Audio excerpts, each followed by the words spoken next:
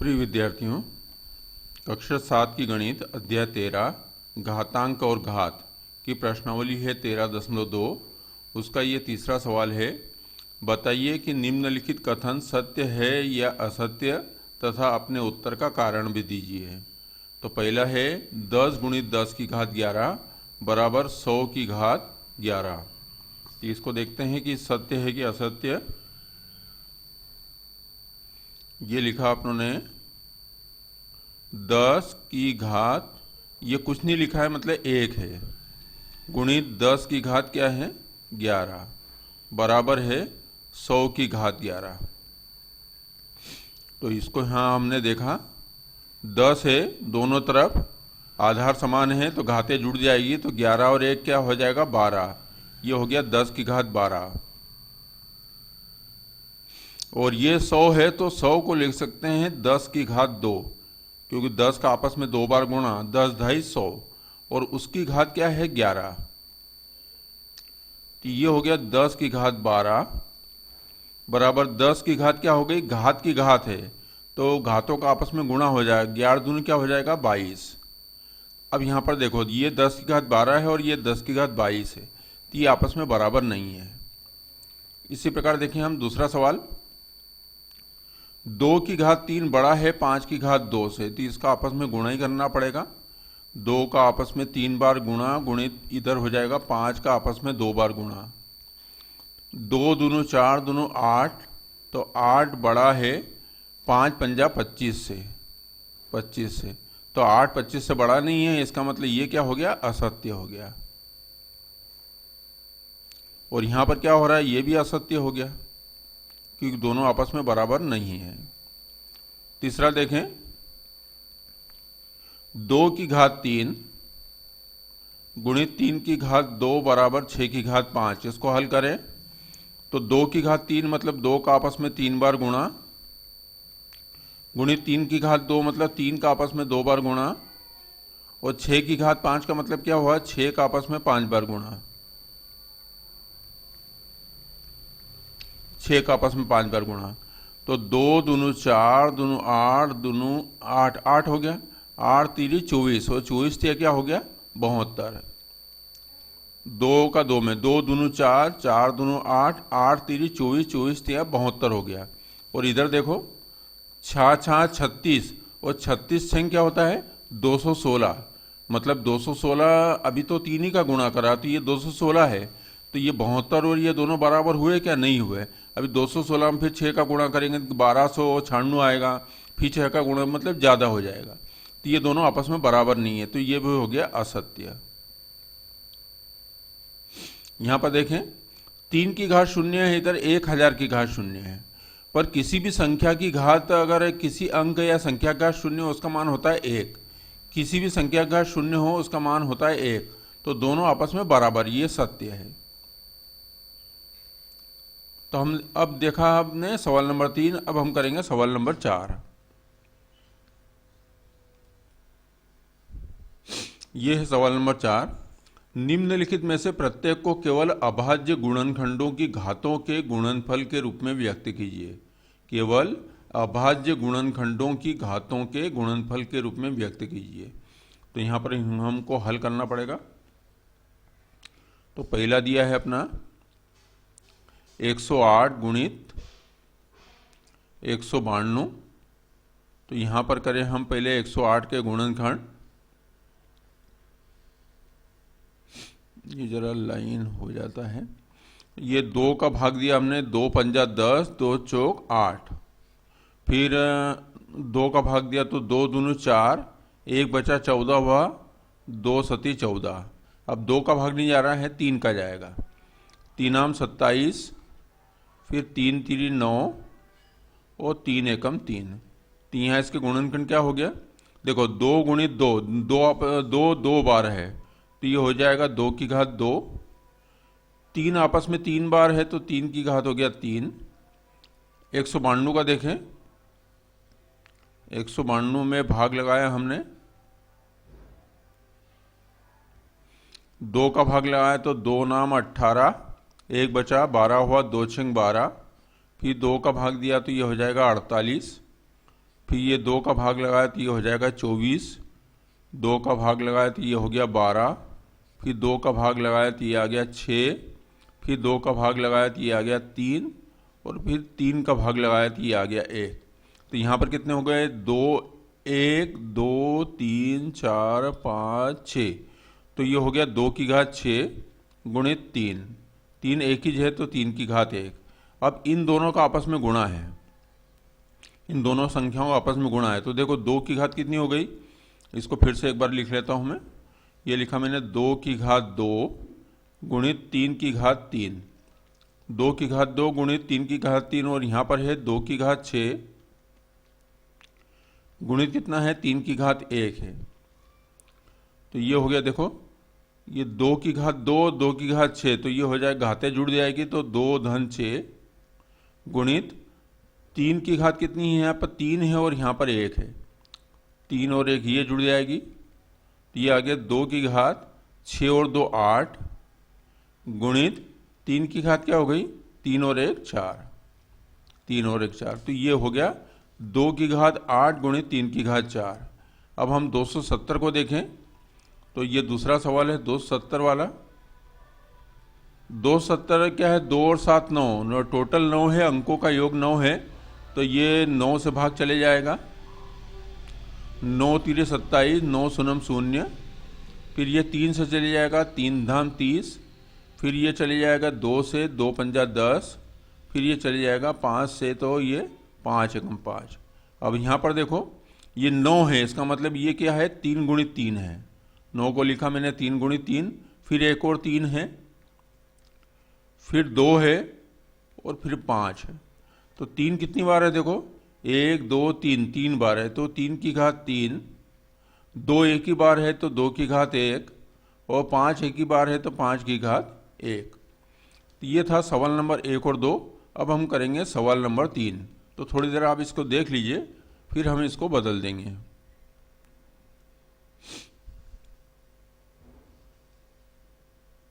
यहाँ पर हमने 108 के गुणनखंड जो करे हैं वो है 2 गुणित 2 गुणित 3 गुणित 3 गुणित 3, मतलब 2 की घात 2 और 3 की घात 3।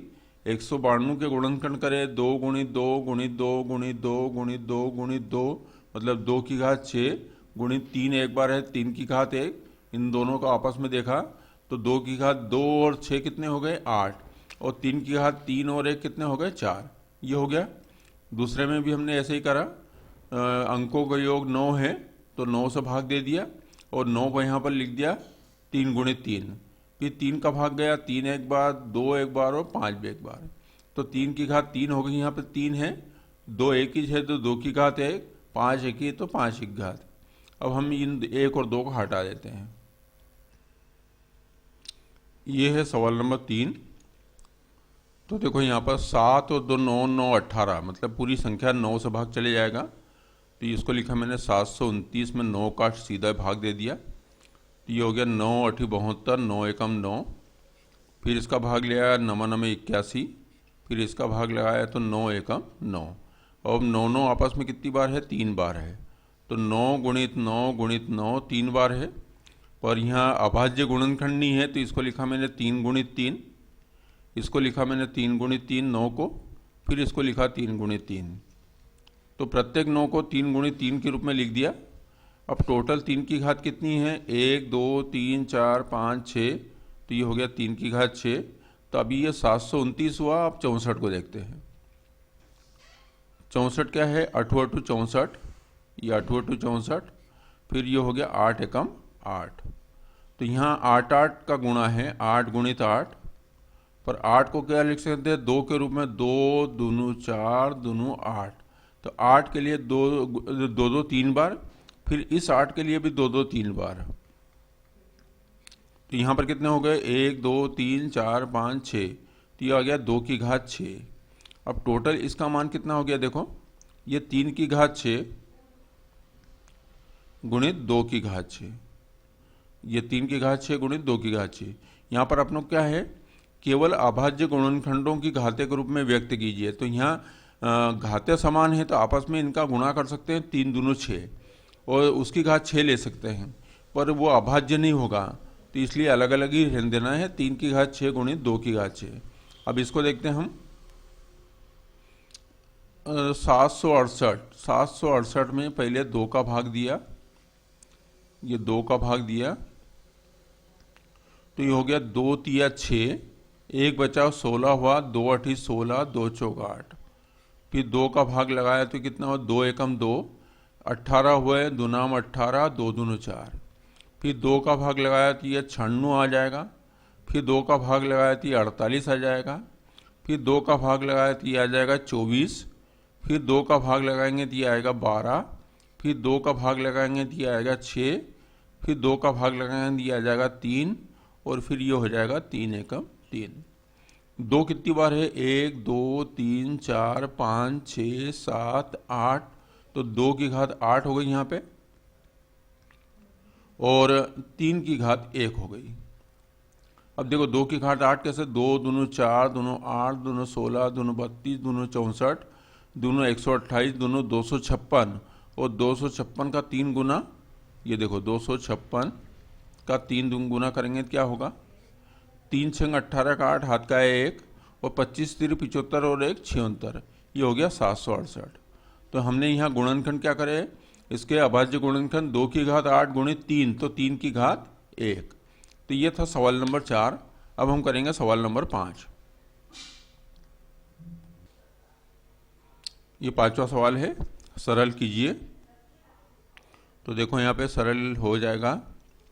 2 की घात 5 और उसकी घात 2 है, तो घात की घात है मतलब घातों का आपस में क्या है, गुणा हो जाएगा। तो ये हो जाएगा 2 की घात 5 दूनू 10। 7 अभाज्य गुणनखंड है, तो इसके और गुणनखंड नहीं होंगे। अब 8 को क्या लिख सकते हैं, 2 की घात 3, क्योंकि 2 दूनू 4 दूनू 8, तो 8 को लिख दिया 2 की घात 3, और उसकी घात कितनी है, 3 है, गुणित 7। 7 की घात कितनी है, कुछ नहीं मतलब 1 है। अब ये देखो 2 की घात 10 है, ये लिखा मैंने 2 की घात 10, और ये 2 की घात क्या है, 3 3 9 है, तो 2 की घात 9 नीचे है, तो ये जो ऊपर आएगा तो 9 क्या हो जाएगा, इसमें से घट जाएगा। क्योंकि देखो क्या है, सूत्र क्या है, 1 की घात am और उसकी घात n हो, तो हो जाता है 1 की घात आपस में गुणा हो जाएगा mn, तो यहाँ पर हो जाएगा 3 3 9, तो ये 1 की घात 9 नीचे आ गया। और फिर सूत्र लगेगा 1 की घात m बटे 1 की घात n बराबर 1 की घात m ऋण n, तो घातें कम हो जाएगी मतलब घट जाएगी इसमें। तो यहाँ 10 है और नीचे 9 है, तो 10 ऋण 9 हो गया, गुणित। अब ये 7 की घात ऊपर 3 है, ये नीचे 1 है, तो ये ऊपर जाएगा तो कितना हो जाएगा, ऋण 1 हो जाएगा। तो ये हो जाएगा 2 की घात 10 में से 9 गए 1, और 7 की घात क्या होगा, 3 में से 1 गए 2, तो 2 की घात 1 और 7 की घात 2। यहाँ पर देखें 25 को लिख सकते हैं अपन 5 की घात 2, 5 जम 25, गुणित 5 की घात 2 गुणित 8 की घात t की घात क्या हो गई 8। यहाँ पर 10 को क्या लिख सकते हैं हम, 2 गुणित 5, और उसकी घात कितनी है, 3 है, गुणित क्या हो गया, t की घात क्या है, 4 है। 5 की घात क्या हो जाएगी, ये दोनों आपस में जुड़ जाएंगे, तो 5 की घात हो गई 4 गुणित t की घात हो गई 8 हो गई। अब यहाँ 2 की घात 3 है, और 5 की घात कितनी है, 3 है, 5 की घात हो गई 3, t की घात कितनी है, 4। अब इसको हल करेंगे तो क्या होगा, देखो 5 की घात 4 और 5 की घात 3, तो ये हो जाएगा 5 की घात 4 ऋण 3, गुणित क्या हो गया, t की घात 8 है और नीचे 4 है, तो 4 ऊपर जाएगी तो ये -4 इस सूत्र से, और बटे में क्या है, 2 की घात 3 ही रहेगा। तो 5 की घात कितनी हो जाएगी, देखो 5 की घात 4 में से 3 गए 1, 5 की घात 1 हो जाएगा, और t की घात कितनी हो जाएगी, 8 में से 4 गए 4, ये 4, और बटे में क्या हो जाएगा, 2 की घात 3 ही रहेगा। 2 की घात 3 ऊपर इसलिए नहीं आ रहा है कि और कोई घात नहीं है ना, 2 की और कोई घात नहीं है। अगर इसको ऊपर लाना हो तो क्या हो जाएगा, घात कैसी हो जाएगी, ऋणात्मक हो जाएगी।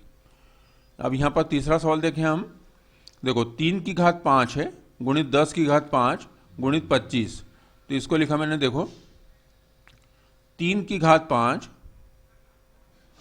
10 को लिखा मैंने 2 गुणित 5, और उसकी घात क्या है, 5 है। इसको मैं थोड़ा हटा देता हूं। देखो ये हो गया, ये 2 गुणित 5, और इसके देखो यहां पे लिख दिया इसको, 3 की घात 5 गुणित 10 की घात 5 है, मतलब 2 गुणित 5। तो यहाँ पर 2 की घात 5 भी हो गया और 5 की घात 5 भी हो गया, क्योंकि क्या करा आपने, 10 को लिखा 2 गुणित 5 और उसकी घात हो जाएगी 5। तो यहाँ 2 की घात 5 और 5 की घात 5, ये हो गया। गुणित यहाँ पर 25 है, तो 25 को लिख सकते हैं हम 5 की घात 2, बटे हो गया 5 की घात 7, गुणित ये 6 को लिख सकते हैं अपन 2 गुणित 3। तो 2 गुणित 3 की घात कितनी हो जाएगी, 5। तो यहाँ पर 2 की घात भी 5 हो जाएगी, 3 की घात भी 5। तो 2 की घात 5 गुणित ये हो गया 3 की घात 5। अब जितना कम होता है कम कर लो। 3 की घात 5 है, 3 और कहीं नहीं है, तो ये 3 की घात 5, और ये नीचे देखो ये 3 की घात 5 है, तो ये घात 5 ऊपर जाएगी तो ऋण 5 हो जाएगी। फिर देखो 2 की घात 5 और 2 नहीं है, ये लिखा 2 की घात 5 और नीचे है 2 की घात 5, तो ये 2 की घात 5 ऊपर आएगी तो 5 में से 5 कम हो जाएंगे। फिर 5 की घात कितनी है, देखो 5 की घात 5 और 5 की घात 2, तो घातें आपस में जुड़ जाएगी, तो ये हो जाएगा 5 की घात 7, 5 और 2 7। नीचे देखो 5 की घात 7 है, तो 5 की घात 7 है तो क्या होगा, ये ऊपर आएगा तो घातें क्या हो जाएगी, कम हो जाएगी, 7 कम हो जाएगी। तो यहाँ पर हो गया अपना, यह 2 की घात 5 भी ऊपर चले गया, 3 की घात 5 भी चले गया और 5 की घात 7 भी चले गया। अब यहाँ पर क्या माना आएगा, देखो 3 की घात 5 में से 5 गए 0, 2 की घात 5 में से 5 गए 0, और 5 की घात 7 में से 7 गए 0। यदि इनको घातों के रूप में रखेंगे तो यही घातें आएगी, और मान लिखना होगा तो 3 की घात 0 मतलब 1, 2 की घात 0 मतलब 1, और 5 की घात 0 का मतलब होता है 1, और एक एक आपस में गुणा करेंगे तो ये आएगा 1। और इसको यदि घात के रूप में लिखेंगे तो या तो 1 की घात 1 लिखो या इसको 1 की घात 0 लिखो, पर 1 की घात 0 नहीं लिखेंगे, 1 की घात 1 लिखाएंगे, दोनों का मान 1 ही होता है। तो आपने देखा ये प्रश्नावली 13.2 के सवाल नंबर 3, 4 और 5। इस वीडियो को देखने के लिए धन्यवाद।